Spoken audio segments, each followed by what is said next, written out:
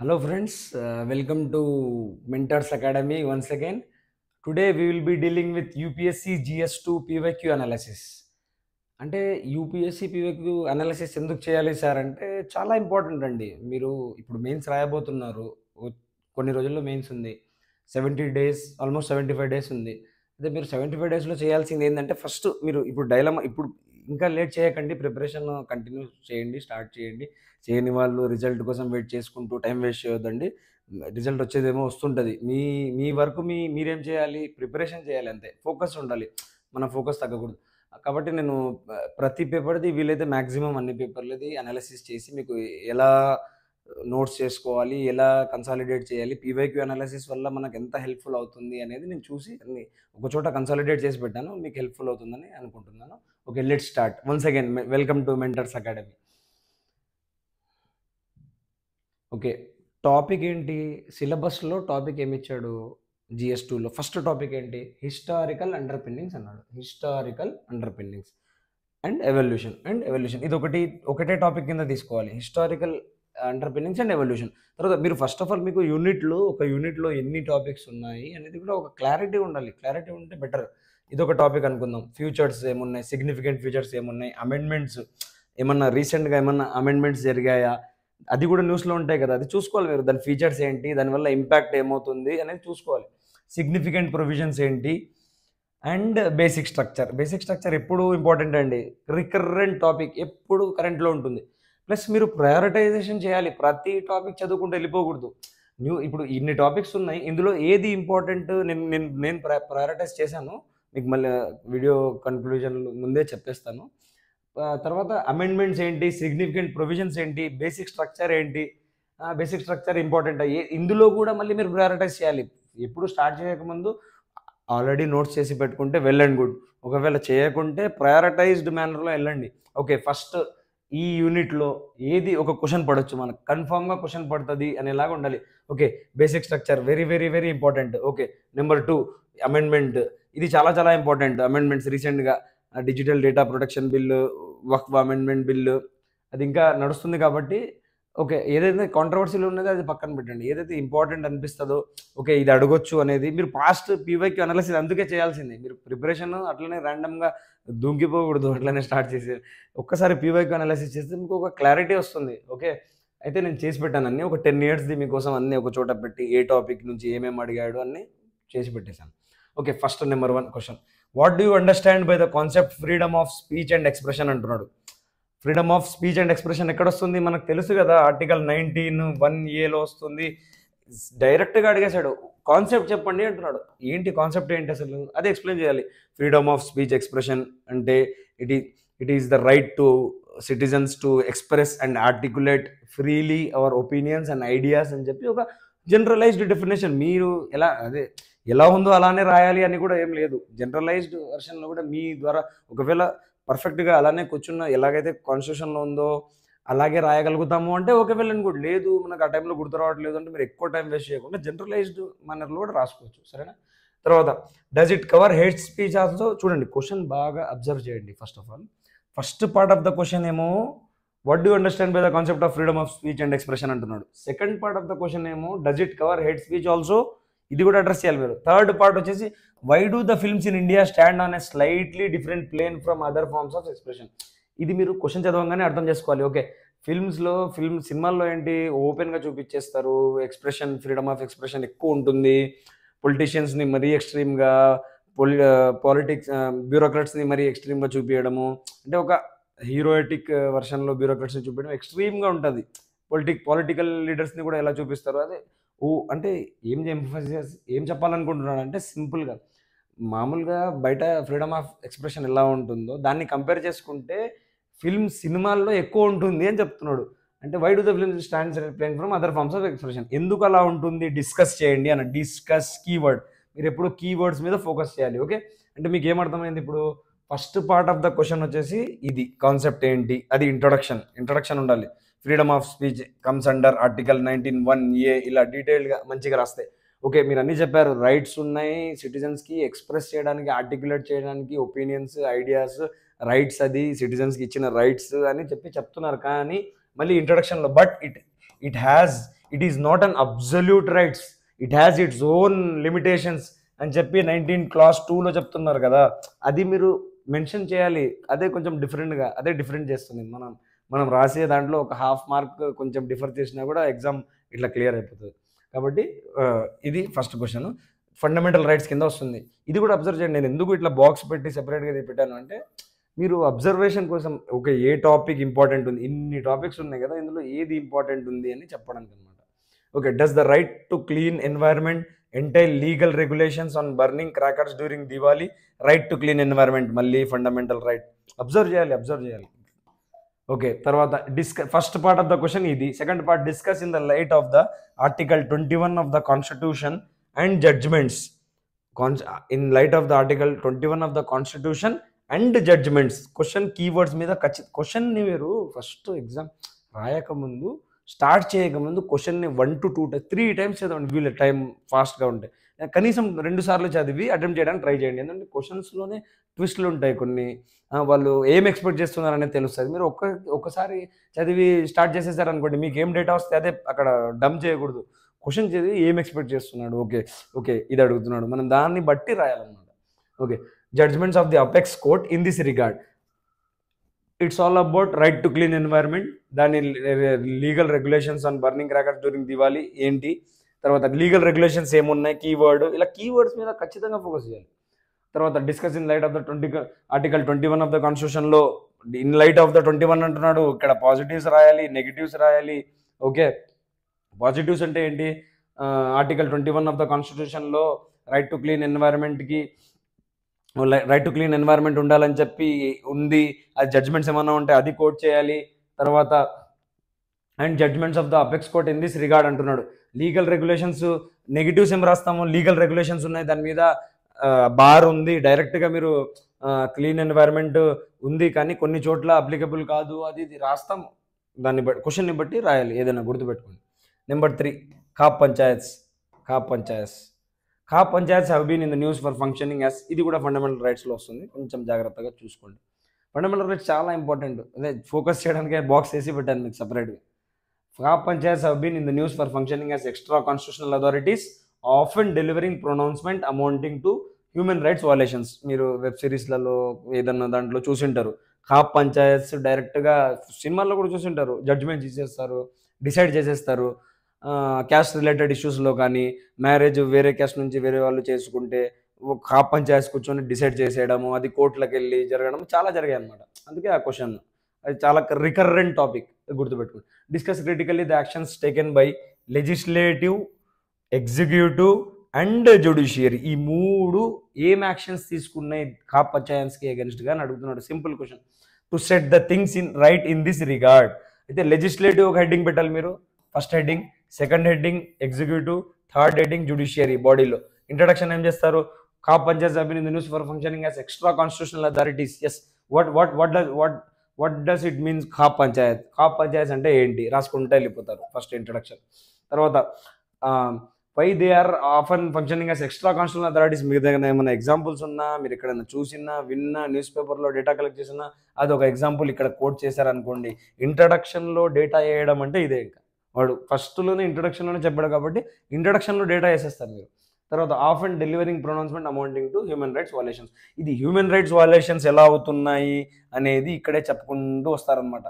Body part 1లో human rights వయలేషన్స్కి ఎలా ఇంపాక్ట్ చేస్తుంది అని చెప్పాలి. ఎందుకంటే క్వశ్చన్లో క్లియర్గా స్పెసిఫికల్గా of and delivering pronouncement amounting to human rights violations, how the decisions of Khap panchayats are leading towards human rights violations, as simple as that.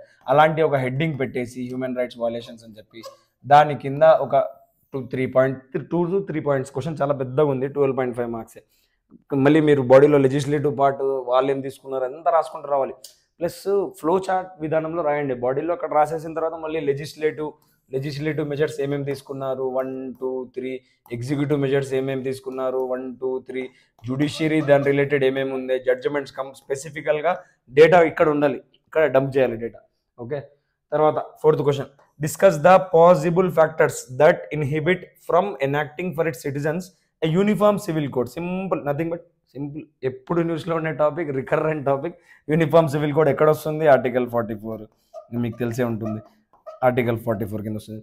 As provided for in the directive principles of state policy. మళ్ళీ keywords ఏమేమి ఉన్నాయి? Discuss the possible factors. Discuss the possible factors అంటే possible factors. Possible అంటే positive factors అని పెట్టుకోండి. Okay. తర్వాత that inhibit India from enacting for its citizens ఈ uniform civil code. సింపుల్గా యూనిఫామ్ సివిల్ కోడ్ ఇంప్లిమెంట్ చేయడానికి ఇష్యూస్ ఏమున్నాయి అని అడుగుతున్నాడు. ఓకే, అది మెన్షన్ చేయండి అని అంటున్నాడు. As provided in the directive principles of article 44లో ఉంది కదా, కాన్స్టిట్యూషన్లో మెన్షన్ ఉంది కదా. అది డిపిఎస్పి, ఫండమెంటల్ రైట్ కాదు కదా, డిపిఎస్పి కదా. అది ఉంది, కానీ ఇంప్లిమెంట్ చేయడానికి ఏమేమి ప్రాబ్లమ్స్ వస్తున్నాయి, ఇంప్లిమెంట్ చేయడానికి ఆ ఫ్యాక్టర్స్ ఏమి అది ఇంప్లిమెంట్ చేయడానికి ప్రాబ్లమ్స్ ఏమేమి వస్తున్నాయి, అలాంటి ఫ్యాక్టర్స్ ఏమన్నా ఉంటే పాసిబుల్ ఫ్యాక్టర్స్ రాయండి అని క్లియర్గా చెప్తున్నాడు. కాబట్టి ఫస్ట్ మనం ఆర్టికల్ 44 ఏంటి ఇంట్రడ్యూస్ చేస్తాము. ఇంట్రడ్యూస్ చేసిన తర్వాత ఆర్టికల్ 44 ఏం చెప్తుంది, ఇంకా అన్నీ ఇంకా క్లియర్గా. ఆర్టికల్ 44 కొన్ని ఆర్టికల్స్ ఉంటాయి, అవి బైహార్ట్ చేసేయాలి మీరు. Article 40 panchayat related organisation, article 44 ఇది యూసీసీ, తర్వాత ఆర్టికల్ 48 ఏం చెప్తుంది, ఇలాంటివి కొన్ని ఉంటాయి. ఫండమెంటల్ రైట్స్లో కూడా డిపిఎస్పిలో కూడా కొన్ని ఉంటాయి. అవి ఆర్టికల్స్ బైహార్ట్ చేసి అట్లనే రాసేయాల్సి ఉంటుంది. ఆర్టికల్ 1921 చాలా ఇంపార్టెంట్, అది కూడా రైట్, ఫ్రీడము, లైఫ్, ప్రైవసీ, కొన్ని ఆర్టికల్స్ ఉంటాయి. అవి ఖచ్చితంగా మీరు అట్లా గుర్తుపెట్టుకొని ఉండాలి. అది ఎందుకంటే అది ఎక్కడ కనపడితే అక్కడ పేస్ట్ చేస్తుండాలి అనమాట. ఓకే, ఇది డిపిఎస్పి కిందకి వచ్చింది. ఇది డిపిఎస్పిలో అడిగాడు. ఓకే, ఫండమెంటల్ రైట్సే ఉంది ఇక్కడ డిపిఎస్పి ఒక్కసారి. ఓకే, ఈ డిపిఎస్పిలో కూడా ఏవి ఇంపార్టెంట్ అనేది చూసుకొని ప్రిపేర్ అయిపోవాలి అంతే. సరేనా? ఓకే.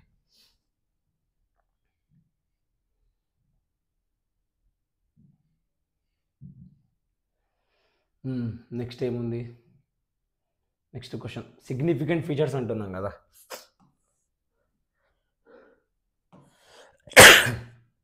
ఇక్కడ ఫీచర్స్ అంటున్నాం కదా, సిగ్నిఫికెంట్ ఫీచర్స్. ఆ సిగ్నిఫికెంట్ ఫీచర్స్లోనే ఏముంది అనేది చూసుకోండి మీరు. ఫీచర్స్, ఓకే, ఇది సిగ్నిఫికెంట్ ఫీచర్స్. ఓకే,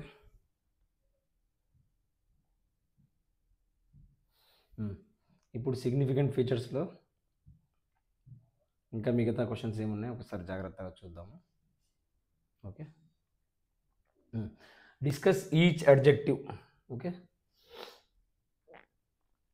క్వశ్చన్ ఏంటి? Discuss each adjective features, significant features.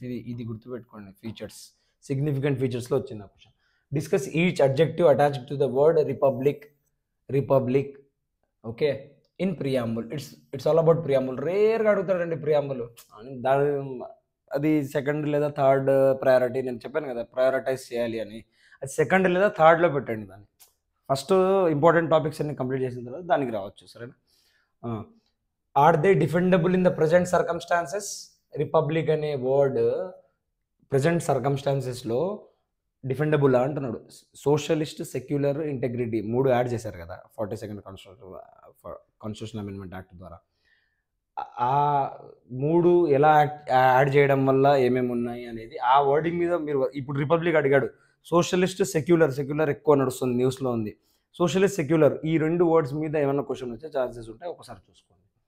Okay, examine the scope of fundamental rights in light of the latest judgement of the supreme court on right to privacy. Supreme court ఆ టైంలో right to privacy మీద, right to privacy is a fundamental right అని justice Puttaswamy case judgement ఇచ్చిందనమాట. కాబట్టి ఆ question అట్లా కరెంట్లో ఉంటే ఖచ్చితంగా అడిగేస్తాడు. ప్రైవసీ చాలా ఇంపార్టెంట్. ఫండమెంటల్ రైట్స్లో కూడా మీకు తెలియాలి ఏమేమి ఇంపార్టెంట్ ఉన్నాయి. Right to privacy, right to freedom of life and expression, right to freedom of speech and expression, right to freedom of life, right to clean environment. ఇందాక అది న్యూస్లో ఉంది కాబట్టి ఎన్వైర్న్మెంట్ అడిగాడు. యూజువల్గా ఎన్వైర్న్మెంట్ అడిగాడు. ఏదన్నా ఎన్వైర్న్మెంటల్ టాపిక్ అనేది అక్కడ ఎన్వైర్న్మెంట్లో చాలా ఇంపార్టెంట్. దాని రిలేటెడ్ ఏమైనా ఆర్టికల్స్ ఏమైనా న్యూస్లో ఉంటే అప్పుడు అది కూడా రికరెంట్ ఉండాలన్నమాట. అట్లా కాదు అప్పుడప్పుడు అడగదు. యూపీఎస్సీ ఏదైనా కానీ న్యూస్లో ఉంది అడిగింది అంటే నెంబర్ 1 అది న్యూస్లో ఉంది అడిగింది అంటే నెంబర్ 1 ఏంటి, సిగ్నిఫికెంట్ ఇంపాక్ట్ ఉండాలి దానివల్ల. ఆ అమెండ్మెంట్ కానీ అది న్యూస్లో ఉంది అంటే అది సిగ్నిఫికెంట్ ఇంపాక్ట్ క్రియేట్ చేస్తుందా అనేది యూపీఎస్సీ చూస్తుంది ఆ టాపిక్. తర్వాత అది రికరెంట్ అంటే 1 year బ్యాక్ జరిగింది, ఇప్పుడు జరుగుతుంది, మళ్ళీ ఫ్యూచర్లో జరిగే ఛాన్సెస్ ఉంటాయి. ఇది గుర్తుపెట్టుకోవాలి. తర్వాత కొంతమంది ప్రొఫెసర్స్ నేను అనాలిసిస్ చేసిన ప్రకారం పీవైక్యూ ఏదైతే ఉందో వాళ్ళు కూడా చూసి దాన్ని బట్టి ఏది ఇంపార్టెంట్ ఉన్నాయి టాపిక్స్ అని చూసుకొని కన్సిడరేషన్లోకి తీసుకొని కొన్ని పెడతానండి. అందుకు చాలా యూపీఎస్సీ, పీవైక్యూ చాలా ఇంపార్టెంట్ ప్రిలిమ్స్‌కైనా, మెయిన్స్‌కైనా. Okay. Next under what circumstances can the financial emergency be proclaimed by the president of India? మీరు వీలైతే స్క్రీన్‌షాట్ తీసుకోండి మీకు టైం దొరికితే. లేదంటే పర్లేదు. లేదంటే మెయిన్స్ చాలా ఇంపార్టెంట్. ఎంత 1 మినిట్ ఉన్నా మెయిన్స్ మీద ఫోకస్ చేయండి. ఇది సిగ్నిఫికెంట్ ఫీచర్స్ కిందకే వచ్చింది. గుర్తుపెట్టుకోండి. Under what circumstances can the financial emergency be emergency provisions? Okay. Emergency significant features అంటే నథింగ్ బట్ చాలా వస్తాయి అందులో. మీరు లక్ష్మీకాంత్‌లో స్టార్టింగ్‌లో చూస్తే అన్నీ కనపడతాయి మీకు. ఓకే. సిగ్నిఫికెంట్ ఫీచర్స్‌లో ప్రియాంబుల్ కూడా వస్తుంది. బేసిక్ స్ట్రక్చర్ కూడా వస్తుంది. ఎమర్జెన్సీ ప్రొవిజన్స్ కూడా వస్తాయి. తెలుసు మీకు. ఓకే. తర్వాత what circumstances can the financial emergency be proclaimed by the president of India? Simple financial emergency. Rare question. రేర్‌గా అడిగాడు. What consequences follow when such a what consequences follow when such a declaration remains in force? Simple. Circumstances ఏంటి, consequences ఏంటి, అంతే. తర్వాత parliament's power to amend the constitution is a limited power and it cannot be enlarged into absolute power. Okay. తనే అంటున్నాడు క్వశ్చన్లో, బాగా observe చేయండి. Parliaments power to amend the constitution limited power. పార్లమెంట్కి లిమిటెడ్ పవర్ ఉంది అని అంటున్నాడు. ఎవరు? మనం అనట్లేదు, క్వశ్చన్ ఎగ్జామినర్ అంటున్నారు. దీని మీద ఫోకస్ చేయండి. And it cannot be enlarged into absolute power అంటున్నాడా? ఓకే. తర్వాత in the light of the statement, ఈ స్టేట్మెంట్ని కన్సిడరేషన్లోకి తీసుకుంటూ explain whether parliament under article 368 of the constitution can destroy the basic structure of the constitution by expanding its amending power.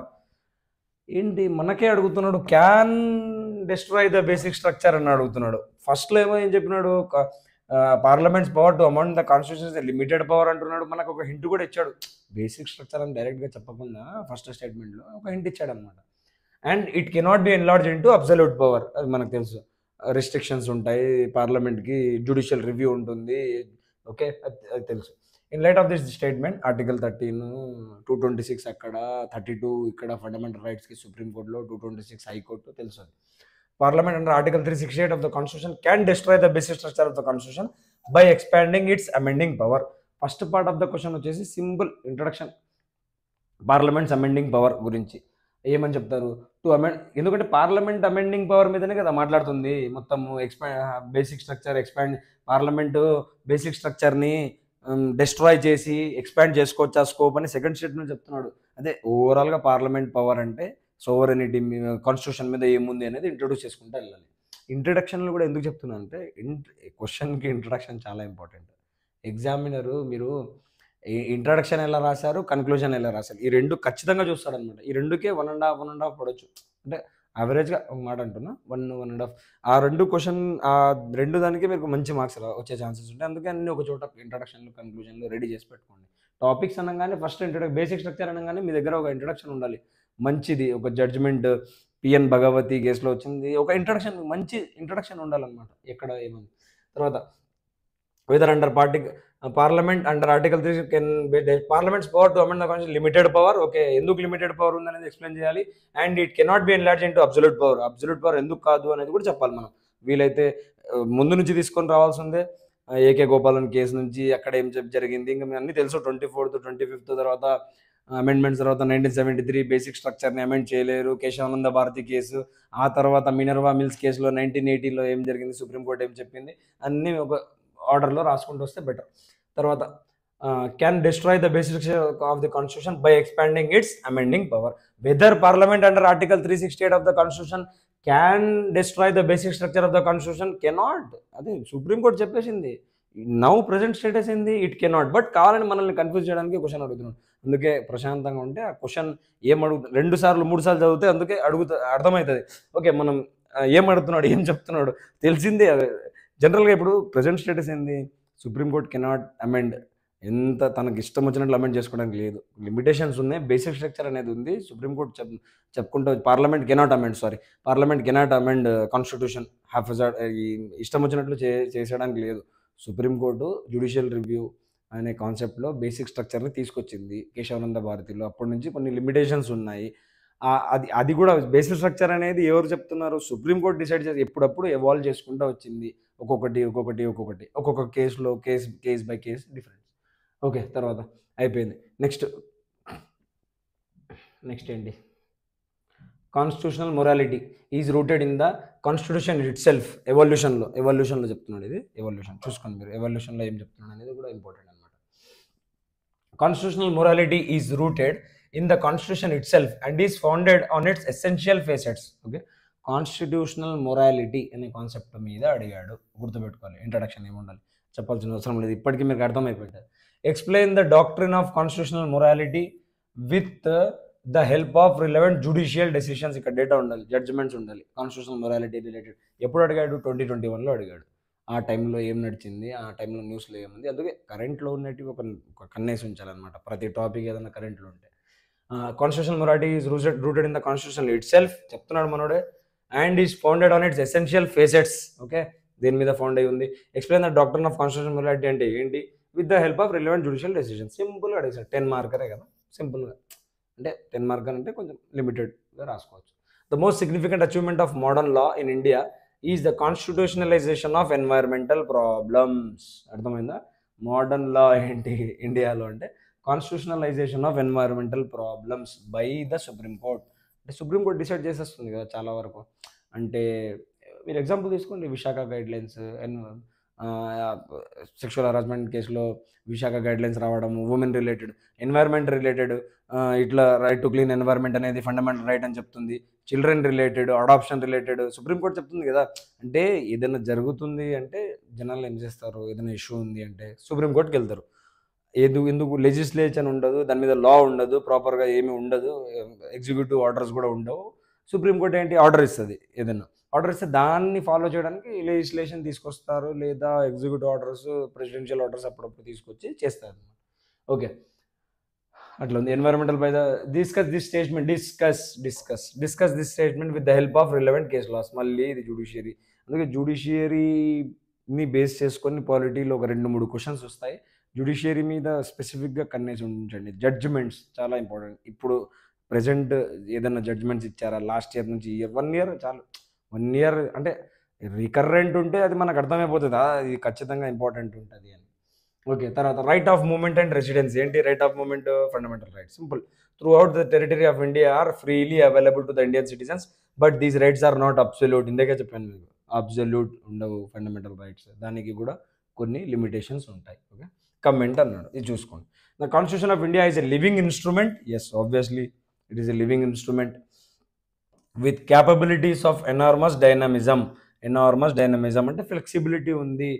అప్పుడు మన constitution fathers రాసిన వాళ్ళు ఎంత కేర్ తీసుకొని రాశారంటే, అప్పుడే రిలవెంట్ కాదు, ముందు వచ్చే మన ఇష్యూస్ని కూడా ఫ్లెక్సిబుల్గా కొంచెం పెట్టారు. అంటే మనం అమెండ్ చేసుకొని, దాన్నే ఎవల్యూషన్ అంటున్నాం. ఎవల్యూషన్ అని కూడా ఉంది ఇండియన్ కాన్స్టిట్యూషన్. ఎవల్యూషన్ అంటే అదే కాన్స్టిట్యూషన్ ఎలా ఎవాల్వ్ అవుతుంది, దాంట్లో ఎవల్యూషన్లో ఏమేమి యాడ్ చేస్తున్నాము, అవసరాన్ని బట్టి. ఈడబ్ల్యూఎస్ అమెండ్మెంట్ తీసుకొచ్చాము 103, ఇప్పుడు అవసరం పడే ఇట్లా అవసరాన్ని బట్టి ఏదైతే అమెండ్మెంట్ చేస్తున్నారో దాన్ని ఎవాల్యూషన్ అంటారు. ఆ ఎవాల్యూషన్ మీద కూడా ఒక కన్ను ఉండాలి.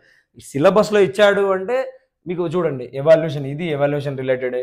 ఓకే, ఇది కూడా clean right to clean environment వస్తుంది, ఎవాల్యూషన్ కింద కూడా వస్తుంది. ఓకే, ఎందుకు ఎవాల్యూషన్ కదా, రీసెంట్ కదా, ఇది ఎవాల్యూషన్ కింద వస్తుంది కదా.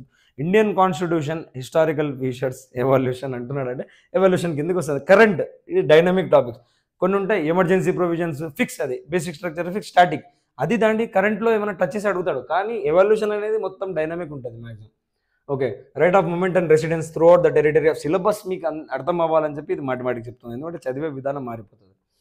Right of movement and residence throughout the territory of India are freely available to the Indian citizens. చెప్పేసాము. The constitution of India is a living instrument with capabilities of enormous dynamism. Okay, it is a constitution made for a progressive. First part of the question ఇట్లా underline చేసుకోవాలి. Okay, number 1. Okay, చూద్దాం. It is a constitution made for a progressive society. Yes, ఎంత బాగా చెప్పాడు ఆయన.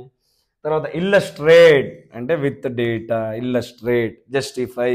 Okay, with special reference to the expanding horizons, dynamism, enormous dynamism of the right to life and personal liberty. Simple, right to life and personal liberty మీకు ఇంతకు ముందు కూడా వచ్చినట్టుంది కదా, ఒకసారి చూసుకోండి. Right to life and personal liberty కానీ fundamental రైట్స్లో కొన్ని ఉన్నాయండి, ఒక 2-3 ఉంటాయి. Right to privacy, right to life and personal liberty, right to moment రేర్గా అడిగాడు. కానీ ఇలాంటివి right to life and personal liberty, right to privacy, ఒక 2-3 ఉన్నాయి. అవి ఖచ్చితంగా ఈ ఎన్వైరన్మెంట్, ఇప్పుడు ఎవల్యూషన్ టాపిక్, ఎవల్యూషన్ అవుతుంది, అలాంటివి కొంచెం జాగ్రత్తగా చూసుకోండి. ఓకే, 15 మార్క్స్ అండి ఇది. Constitution of India is living instrument with capabilities of how constitution of India is a living document అనేది ఒక జనరలైజ్డ్ మీ వర్డ్స్లో కూడా రాయొచ్చు. Introduction, it is a constitution made for a progressive society. How it is made for a constitution made for a progressive society అనేది second part of the question address చేస్తారు. Third part of the question illustrate with special reference to the expanding origins of the right to life and personal liberty. అంటే ఇక్కడ illustrate with special reference to the expanding origins judgements అంటే right to life judgement, right to marry judgement. Right to marry ఇప్పుడు 377 కింద వాళ్ళు ఇది చేయండి అంటే ఇప్పుడు రైట్ టు మ్యారీ లేదు ప్రజెంట్, అది చూసుకోండి ఒకసారి. జడ్జ్మెంట్ ఇచ్చారు. తర్వాత right to choose for a marry.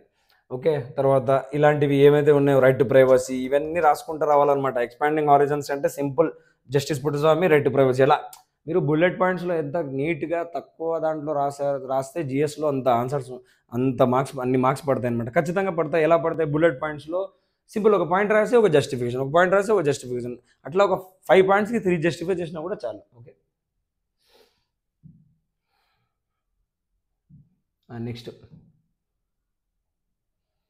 Next ఏంటి? ఎక్స్ప్లెయిన్ అయిపోయిందండి. ఎవల్యూషన్ వచ్చాము, ఫండమెంటల్ రైట్స్కి వచ్చేసాము, ఫీచర్స్. ఇప్పుడు explain the constitutional perspectives of gender justice, women, LGBTQ community with the help of relevant constitutional provisions and case laws. Explain the constitutional perspectives of gender justice. Constitutional perspectives కొంచెం philosophical political science వల్ల optional ఉంటే కొంచెం బాగా రాయొచ్చు. Perspective with the help of constitutional provisions and case laws. Okay, constitutional provisions women related ఏమేమి ఉన్నాయి ఒక్కసారి జాగ్రత్తగా చూసుకొని with the help of relevant constitutional provisions అని మనకు ఒక హింట్ ఇచ్చేసాడు, super. And case laws, judgements ఏమేమి ఇచ్చారు. ఇంక నేను ఇప్పుడే చెప్పాను, కేస్ లాస్, జెండర్ జస్టిస్కి Vishakha guidelines, sexual harassment and at workplace act కూడా తెచ్చారు కదా. విశాఖ గైడ్ లైన్స్ సుప్రీంకోర్టు ఇచ్చిన తర్వాతనే కదా యాక్ట్ వచ్చింది, అది రాస్తాము. కాన్స్టిట్యూషనల్ ప్రొవిజన్స్ ఏమేమి ఉన్నాయి, జెండర్ జస్టిస్ రిలేటెడ్, ఉమెన్కి కాన్స్టిట్యూషన్లో ఎక్కడెక్కడ మెన్షన్, రీసెంట్ అన్నీ చెప్పుకుంటూ వచ్చు. 14, 15 జెండర్ డిస్క్రిమినేషన్ చేయకూడదు అని చెప్పి చెప్పుకుంటా వస్తూ ఇప్పుడు ప్రజెంట్ కాన్స్టిట్యూషనల్ అమెండ్మెంట్ యాక్ట్ తీసుకొచ్చారు, తెలుసు కదా. ఏది? Reservation, political reservation for women in parliament, state legislature, అవన్నీ ఒకసారి కరెంట్ వరకు అక్కడ నుంచి ఇక్కడ వరకు, ఎప్పుడైనా హిస్టరీ మధ్యలో మళ్ళీ లాస్ట్లో ఇప్పుడు జరిగేది అట్లా రాస్తే ఆన్సర్ ఒక నెక్స్ట్ లెవెల్ ఉంటుంది, మార్క్స్ మంచిగా పడతాయి అన్నమాట. ఓకే, తర్వాత రైట్ టు ప్రైవసీ మళ్ళీ వచ్చిందా? అప్పుడు 2017లో ఉందిలే న్యూస్లో అని అడుగుతున్నాడంటే మళ్ళీ వచ్చింది. ఇది ఈసారి కొంచెం డిఫరెంట్గా వచ్చినట్టుంది, చూద్దాం. Right to privacy is intrinsic to life and personal Liberty. ఇదే మాట అక్కడ చెప్పినట్టున్నారు జడ్జ్మెంట్లో, అదే స్టేట్మెంట్ తీసుకొచ్చి మళ్ళీ చెప్తున్నా కదా.